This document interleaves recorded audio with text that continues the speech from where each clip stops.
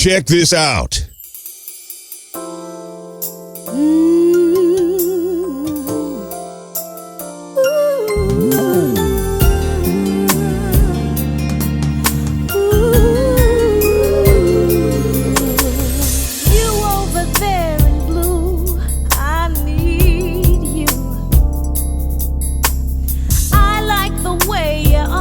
Everything about you, I've been so needing.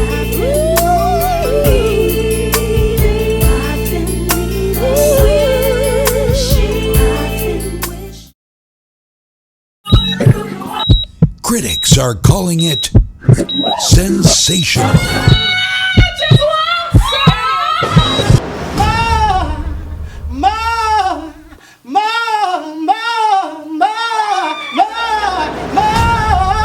Coming soon.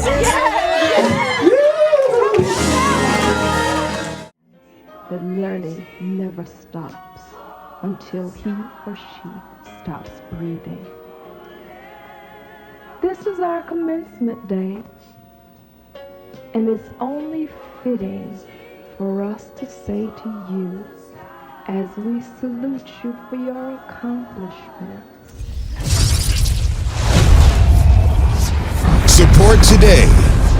West Coast School celebrates 35 years of excellence.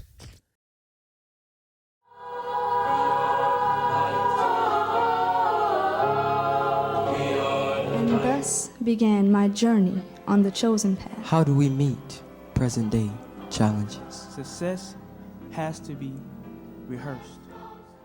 This is my plan for success. I say to you, thank you, because now I have grown. Achieving against the odds. Greatness. Greatness, it is such a vast word. Steps to greatness. The power of belief. The agents of change. Classmates, we are the future. Therefore, we must be agents of change. I have been graced with the opportunity to speak of 5 things to remember.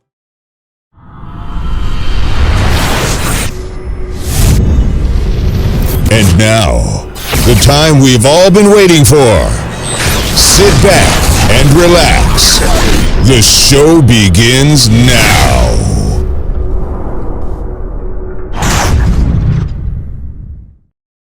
Welcome to the 44th Annual Banquet Heart of Gold Awards. Tonight, we honor Mother Helen Dexter, Peter French, Samuel D. Hicks,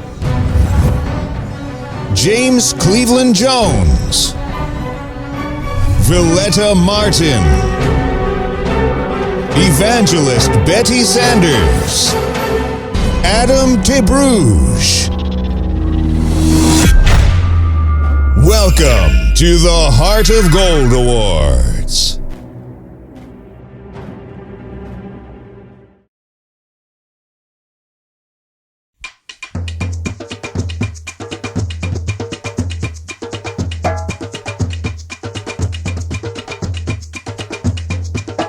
Mother Helen Dexter.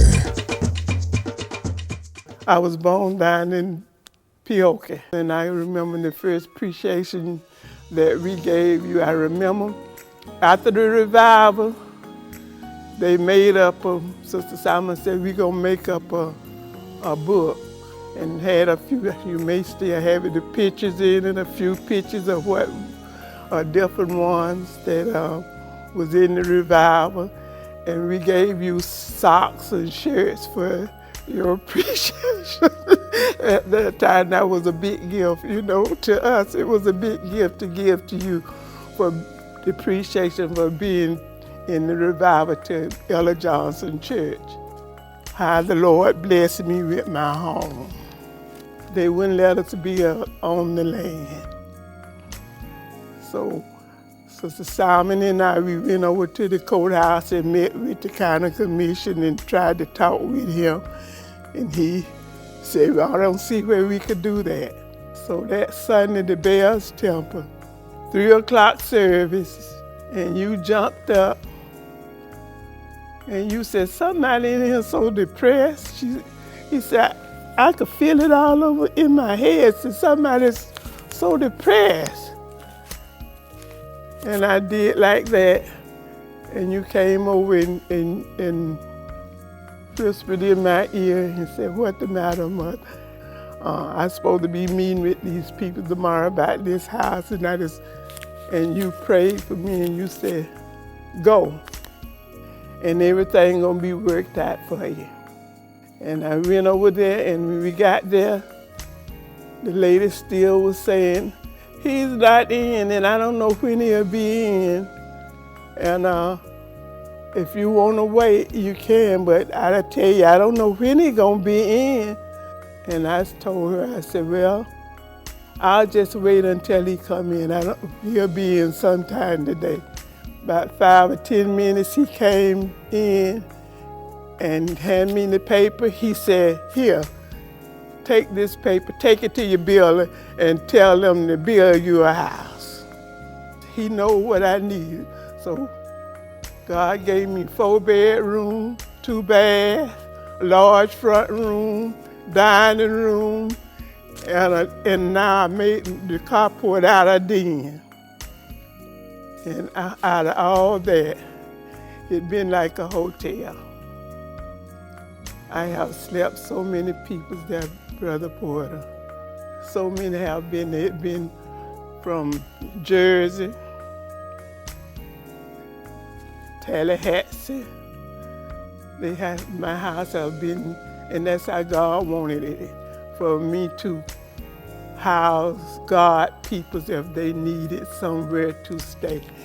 But I'm finna tell you about this. You don't remember my sister B. We call her B. Her name was Beatrice. You was down in Riviera Beach, and Bernitha was supposed to be coming from Tallahassee down to the service, her and some more other young people, and she called and said she couldn't come. And my sister had got the 2 hotel rooms for some of them to stay and for me and Sister Simon to come down. So after Bernitha called and said she wasn't gonna be able to come, so Sister Simon said, well, we just won't go.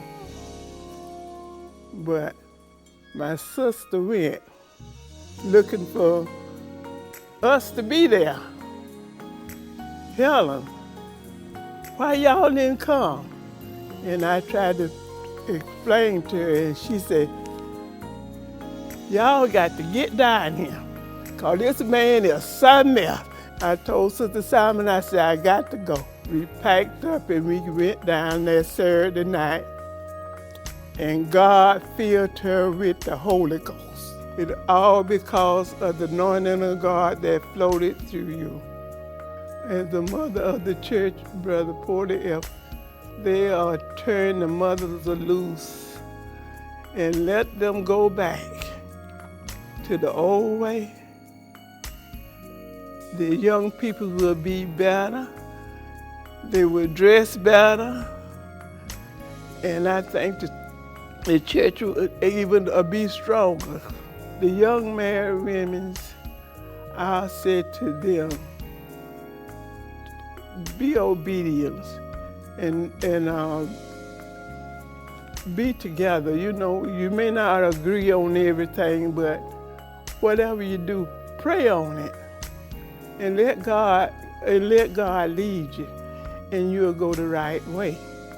Young men, I said the same to them, you know, be truthful to your wife and women, be truthful to your husband. You got to really let God work in your life to live the life. It's nothing but prayer that have kept me. Prayer have did wonderful things for me. Tonight, we honor Mother Helen Dexter.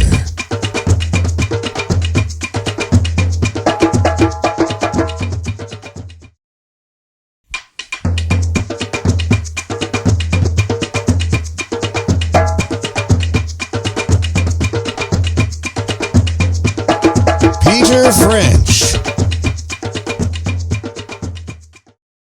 I grew up in central Jersey, in Somerset County, in a little borough called North Plainfield. You know, it was an all-white school, grammar school. There was no African Americans in my grammar school, and in my high school there may have been six or seven African Americans. So that was a part of my childhood that was very different than the way I've lived my adult life for the last half century or so. I mean, I've been going to Africa on and off now for 63 years. My dad worked in New York City, but he always had this great interest in history. His mother, my grandmother, used to say that my dad should have been a teacher. And I absorbed some of that. At the beginning of my junior year, when you're supposed to take all these teacher ed courses, I came back to college, and the four professors who created the History and Political Science department said, "We're not going to sign your schedule." They said, we have decided that you can teach at the college level. So we don't want you to take any of these education courses. We want you to take as much history, philosophy, and political science as you can so that you get into a good graduate school. Here's four people sitting around the table with you and saying, this is what we think we want you to do. So you do it. I fulfilled their fondest wishes. I got into a good graduate school, which was Yale Graduate School. Yale had admitted me with no money. And the chairman of the department said, "I want you to go to Yale." I said, they didn't give me any money. And he said, "I'm going to pay your first year's tuition. It's a loan from this college. You can pay it back. There's no interest. Pay it back when you can." And then he said, "And do something good with your life." My last year in undergraduate college, I had to write 2 papers, both on the developing world. And one of the newest entities and newest independent states was Ghana. So I wrote a whole paper on independence in Ghana and Kwame Nkrumah. And then in the spring term, I had to write a paper on foreign policy in the developing world, and Kwame Nkrumah was fascinated with the whole concept of Pan-Africanism, so I wrote on that. And even when I went off to Yale, I thought, well, maybe I'll do my dissertation on Pan-Africanism, but I got to Yale just when the Congo blew up and the 16 countries got independence that year, and I got fascinated with Africa. I went looking for a publication called Présence Africaine, which was published in Senegal. And they said they had it, but I couldn't find it on the shelves. And I went to the librarian, and she said, "Oh, that's in the James Weldon Johnson collection. But you have to have a key. I'll give you the key, but you have to give it back when you're finished each day." I went in there, and there was stacks and stacks of books on African American literature, Africa, all just higgledy-piggledy. Nobody was using them, and this was 1960-61. I used that room maybe 2 or 3 times a week for maybe 5 or 6 months. No one ever came in there. This is 60-61, before the big civil rights clashes of the 60s. But nobody came in at one of the leading universities in America. That's where I read Richard Wright. That's where I read the various books by W.E.B. Du Bois. That's where I got really education on issues of the American black community, the African American community, and as well as Africa. Nobody came in. It wasn't on anybody's radar. It was an enlarging experience for me. It also is a testimony to how little how little we knew. Black studies, nobody taught black studies. All these issues that have started to arise in the 60s, and they weren't there. And so that really was the beginning of it. And by working with Dr. Rudin, then it emerged that there was a chance to go to Africa for the summer with Operation Crossroads. We're not good listeners. By definition, we're predisposed to want to talk rather than listen.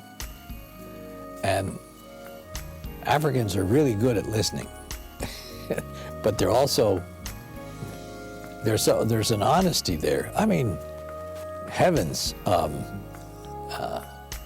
I had such good conversations in Ghana, and also with my Kenyan friends. And I'm a different person because of that. Tonight, we honor Peter French.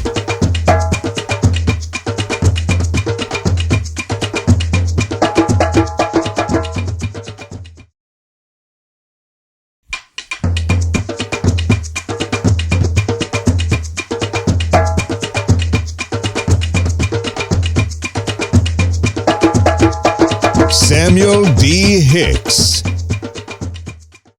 I was born in Detroit, Michigan. I was the oldest of 4 siblings.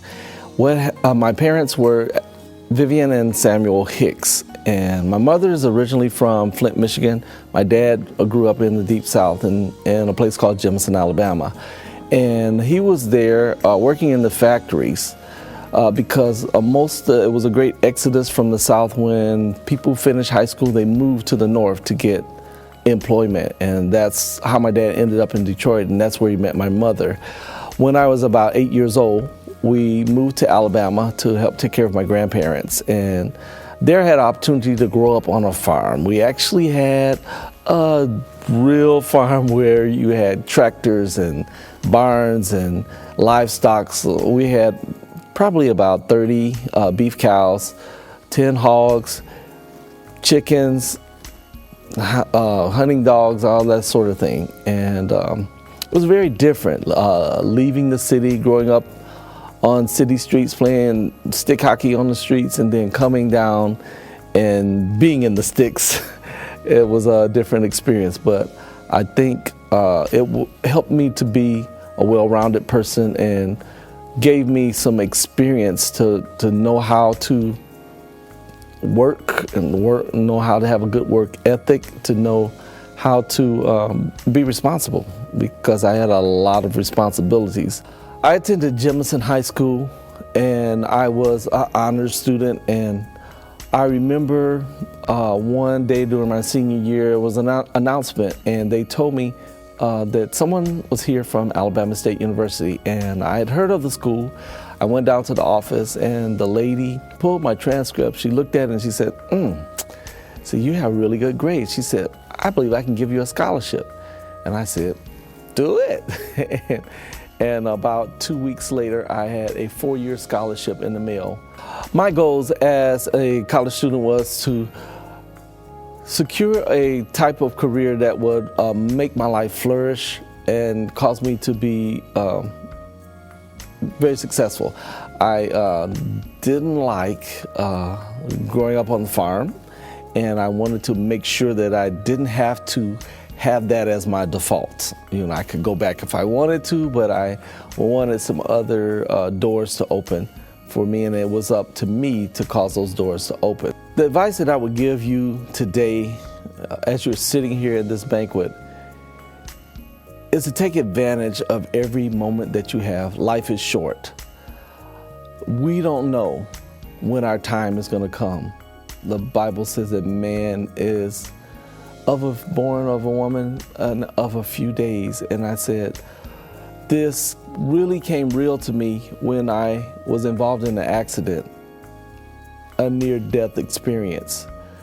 The accident was such that the people thought I should have died on impact. Then when I was there and I was pinned in, my leg was damaged so badly that I could have bled to death right there between this lonely stretch between Melbourne and Cocoa Beach, I was in a very, very bad way. My leg was damaged so badly that it was beyond repair. And I went into surgery. I was in surgery for 8 hours. I had a blood transfusion, and I ended up having my leg amputated and a steel rod put in my thigh to repair the brake where the dashboard was pressing down on my thigh. It was a very traumatic experience. I was in surgical intensive care for 21 days, total of 5 different surgeries. And I didn't know it was an ordinary day like any other day. And it just helped me to understand that there's a mortality that people face every day. Paramedics pulled them out of the windows and cut their way through the door. They huddled together and whispered silent prayers. They were visibly shaken up. But the bus driver was pinned in his seat. It took paramedics 20 minutes to get him out. I guess the one word that I would leave with people is to be tenacious. We have to live our life with reckless abandon because we don't know what effect that we're going to have on the world. If we make a difference in the circle that we're in, then that difference can spread out to other people, and it can spread to other people. And before you know it, the whole world is affected by something that you said or something that you did or some contribution that you made. So if we're tenacious about the things that we're doing, then it causes what I call a ripple effect. It's like when you throw a rock into the lake, it starts a ripple.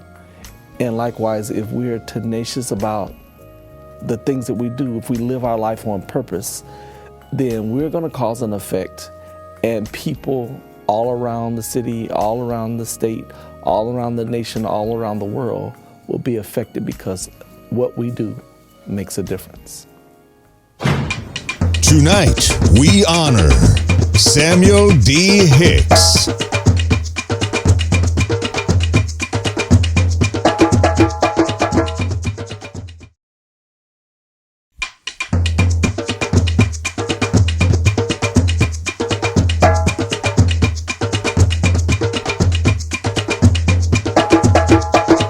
James Cleveland Jones. What I do on a daily basis, I'm a cytotechnologist. Well, what is that? Okay, that means that I sit in front of a microscope and I screen for cancer. I also serve as the assistant pastor for Fort Myers Christian Outreach Center in Fort Myers, Florida. Cytologists, what we do is, as cytologists, whenever a doctor suspects that a person might have cancer, the doctor collects the specimen, they send it to us. We look at it under the microscope, any body part, any place on the body, and we say yay or nay if it's benign or malignant, and we send those results back to the doctor. So when you get your results back from the doctor and he tells you that you have cancer or you don't have cancer, I'm the person that gave him those answers. After I graduated Sarasota High School, a few months after that, I married my wife, Debbie Amanda. She was at Hall at that time. And after being married for 2.5 years, I actually began to pray and ask God what would he have me to do, because I just knew that God had something in store for me to do. And then that's when it was laid upon my heart to do the military. So I inquired about the Air Force and signed up for 6 years with the intent of completing my BS degree. And so I did that, and I completed it within that 6 years' time. But after being in for 6 years, my first assignment was the Philippines. I was there, and I was a part of the chapel system. And during the time that I arrived there, their choir director was leaving. We had a 75-member choir called the Voices of Clark at that time. I was the director for the Voices of Clark, and it was just amazing. I'm the host of Time of Refreshing television show. It's part of the Christian Television Network, and we've been blessed for the last 4 years to be televised into more than 50 million homes every weekend. After retiring from the military, we had a home in Texas, and we were praying about whether we should go back to Texas or come back home to Florida, because our parents were both getting older. An opening for cytology came open as a cytologist, and I could go either to Fort Myers or to Miami.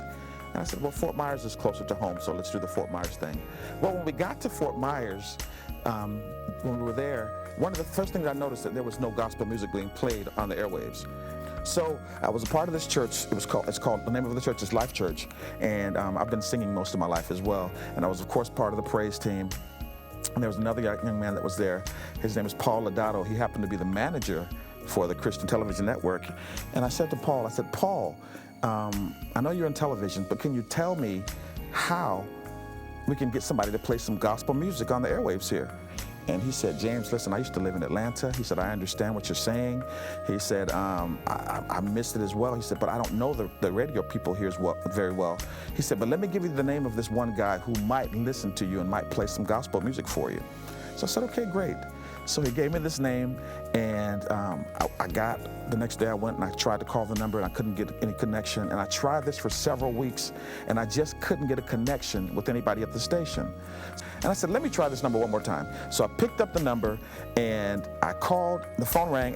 So they answered the phone and the lady asked me, she said, what can I do for you? I said, I'd like to talk to someone about having gospel music played on the airwaves here in Southwest Florida. And she said, okay, well, can you come in next Tuesday at 11:30? I said, great. So I went in that following Tuesday and I talked to the station manager. His name is Arnie Coombs. And when he walked out of his office, he said to me, so my receptionist tells me you want to talk to us about having someone play gospel music. And I said, yes. So he took me in his office and he said, what do you have on your heart, James? And he was standing at his door and he had this look on his face. And he said to me, James, you know what, you're right. Nobody is playing this music here in Southwest Florida. He said, give me your card. He said, but next week, come back and see me about the same time and bring me your resume. So I went in the next Tuesday and he said, James, what's on your heart? I said, I want someone to play gospel. And he looked at me and he said, how would you like your own radio show? Now, mind you, 89.5 covers all of Southwest Florida. It was the #2 radio station there. And I said, listen, I've never done radio. I said, I've been on radio, but I'll be gladly. He says, listen, don't worry about it. I'll bring you in. I'll train you from A to Z, and I'll give you a radio show. After 2 years on the radio, on 89.5 for a couple of years, the station got bought out. Went to another radio station, and I was there for about a year. And after being there for a year, I got called in to the office on a Wednesday night. And the management said, listen, tell your audience this is your last weekend on station because we've been foreclosed on. We've got to close down the radio station. Now, that was Wednesday night. I said, okay. I said, Lord, I never asked for this. You opened up these doors, so I'm believing you because you know what you have established here. So that was Wednesday.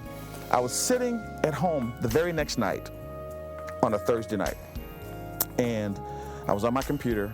My telephone rang. I picked up the phone. It happened to be the manager from the Christian television station, Paul Lodato. I hadn't seen Paul in almost a year. He said, James, I don't know what's going on, but God told me to call you and tell you that I need to give you a television show. I was speechless. I said, God, you did this. So from Wednesday night not being on radio anymore to the very next day, Thursday, God gave me a national television show into more than 50 million homes. And I've always had the gift of gab most of my life. I've been a talker. I'm the youngest of 7, and my siblings have always told me from the time I came out my mama's womb, I've been just running my mouth. So God established and set me up to be a talker most of my life. As long as God has given me the ability to be used, we should be used. And I said that to anybody that's watching this as well. If God has given you the ability and He's placed something in you and you can still do what He's called you to do, you need to be doing what He's called you to do, because there's no such thing as retiring when you're still able to do what God has called you to do. Tonight, we honor James Cleveland Jones.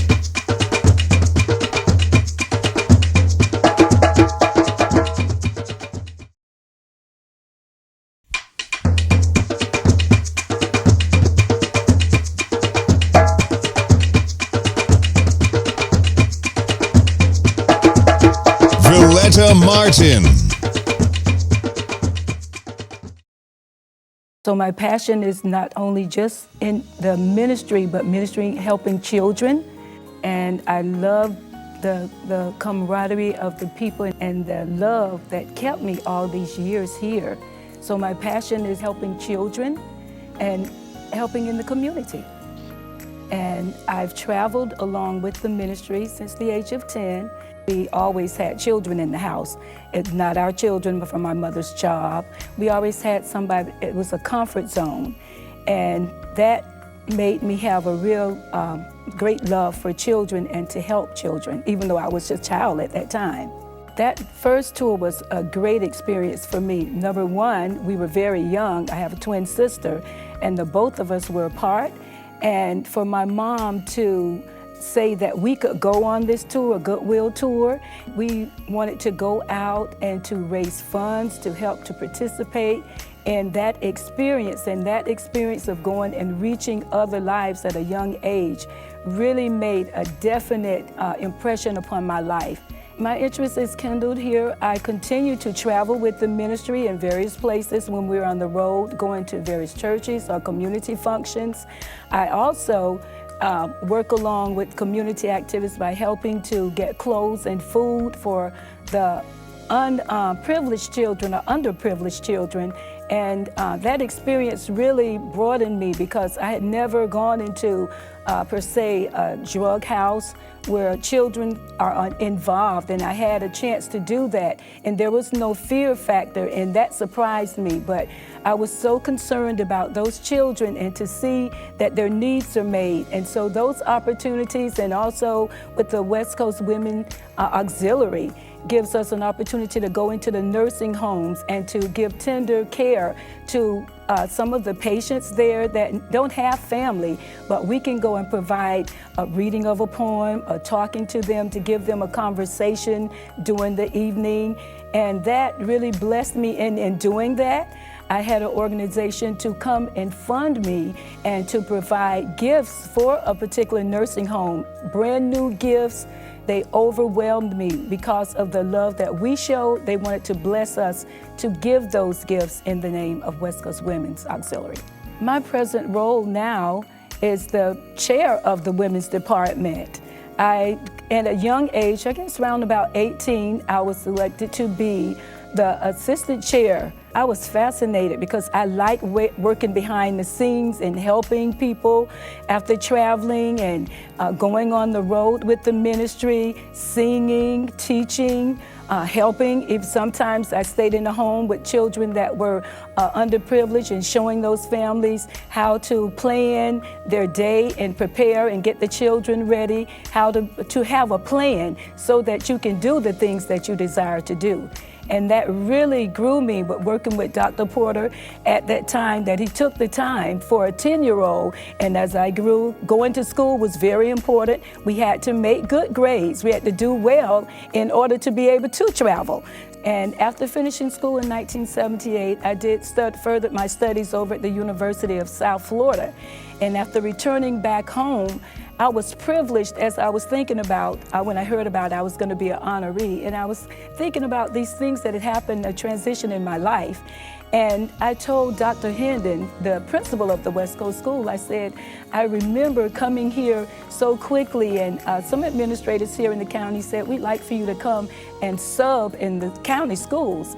I had an opportunity to work with the state in a program for children with dyslexia, and that 6-month afforded me some great opportunities of things that I didn't know I had inside of me to help children.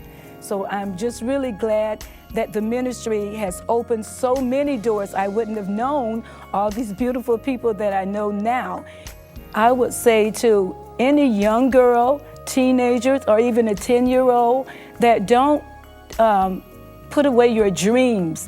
Be the person that God called you. For me, I was afforded an opportunity of a lifetime to travel with Dr. Porter and to become a singer, become a minister of Christ. And I am so grateful. And so I advise you to have a desire inside of you. Enjoy your relationship. You need a relationship with Christ. I like to say to men, have a friend. Have someone that you just enjoy. My husband, Mr. Charles Martin, we were just friends. And that friendship spun into a greater friendship. And we became husband and wife. When you say the vows, for better or for worse, in sickness or in health, it sounds so sweet. It sounds sweet when I made my vows to my husband. But at that time, I didn't know in 2012, that my husband would suffer and need a heart and double lung transplant. And at that time, I didn't know how it would happen, but it happened. I didn't plan. Some people say, how did you stay in the hospital all that time? I don't even know. I know I loved him so much, so let's say love kept me there. Tonight, we honor Villetta Martin.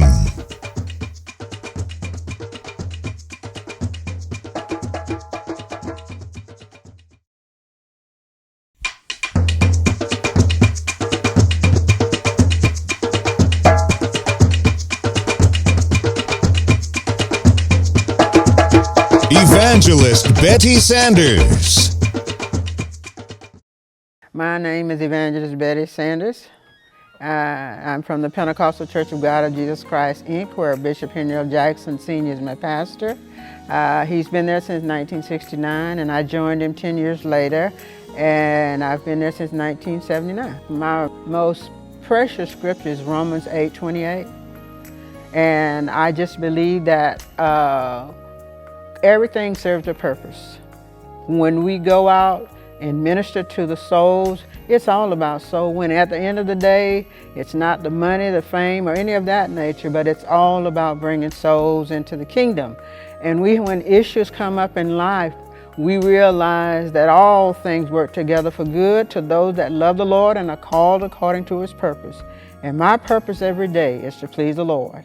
Not sometime, not occasionally, but all the time. Every day my eyes come open, it's to give the Lord praise and say, what's my assignment for today? And that's how I live my life. My precious son, who is now 50 years young, when the enemy came against my person and said that I would not be able to have children, and we prayed and we trusted God. 6 months went by and did not get pregnant. 2 years later, here comes my son. As I foresaid, he is now 50 years old. But because of faith and trust in the Lord, we were able to achieve what the doctor said could not be done. Again, all things are possible to those that believe. And I just believe God. Whatever He say, that's just it. You cannot depend on man or woman, but you can always depend upon the Lord, our God, who is the creator of the universe, who has all power in His hand, and He can do the impossible simply because He is God. He put the moon in place, He put the stars in place, and they're still in place today because He is sovereign. He is God. I'm from the city of Palmetto, Florida, born and raised there. It used to be like a little dent in the road, but now God has blessed us. We're growing, and it's just a nice place to be from. I enjoy living there. Many opportunities to go other places, but I found that I'm just comfortable here. I just believe in my spirit, had the Lord wanted me to be somewhere else, He would have placed me there. My advice is interchangeable because it's all about doing the best you can with what you have, and not so much aspiring for the fame, because when you serve the Lord, it will come. If you seek the Lord first, all these other things will be added unto you. I tell the young ladies, I want them to go back to the old-fashioned way of just being ladies and not trying to keep up with the Joneses, of being in the clique, if you will, because the most important thing to me is your integrity. If you've got integrity, it'll open doors for you. The same with a young man. If you have integrity and good character, it will follow you. It will open doors for you.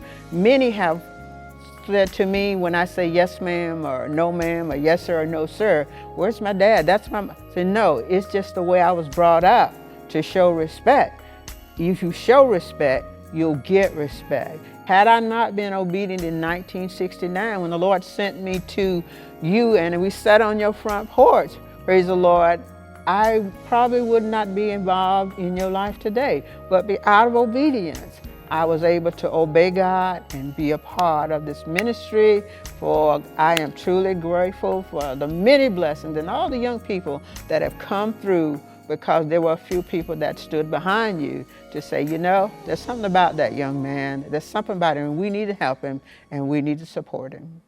That's how we came up with the Concerned Parents. I had not a child in the group, but we were concerned, and we saw here a ministry that was going to help our young people, a young man with a vision, and we wanted to help him fulfill that vision. I can remember when the young people would, I had a GTO, and we would pile the young people in it and bring them down to your mama's front porch. And they would just show appreciation. And I said, you know what? These young people are going places. They're going to be achieving something because I see a visionary and I see the vision. And the Lord bless, and many have been blessed through the ministry that God gave you. Even in the midst of all the fighting and the fussing that went on to try to hinder you from fulfilling what God had given you, you had a purpose, you had a vision. And I always tell people, as long as you have breath, you have purpose, and that purpose is to fulfill the will of God. When I see you in trouble and I can help, and I don't, that's sin to me. But when I see you in trouble and I do whatever I can to help you, that's the love of God flowing through me to minister to whatever your need is. Again, I keep telling people it's not about us, it's about Him. We read His Word, and whatever His Word say, that's what we're supposed to do. And pretty much everywhere I look, I see L-O-V-E, love. It's all about love. And if I love you, I'm not going to hurt you. If I love you, I'm not going to pull you down. If I love you, I'm going to do all I can to build you up. If I love you, I'm going to take a back seat and try to make you look good, because it's not about me. It's all about Him. Tonight, we honor Evangelist Betty Sanders.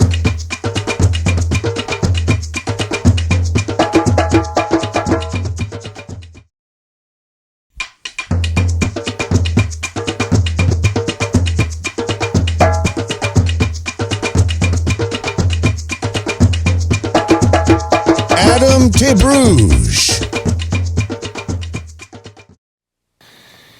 I've got to say that my whole life I've been interested in the criminal justice system, and I went to New College in Sarasota, and while I was there I had to decide whether to continue my education and maybe be a teacher or go to law school. And that's why I decided that I wanted to go to law school and work as a public defender in Sarasota. And so things came true for me, and I started working at the Public Defender's Office in 1984.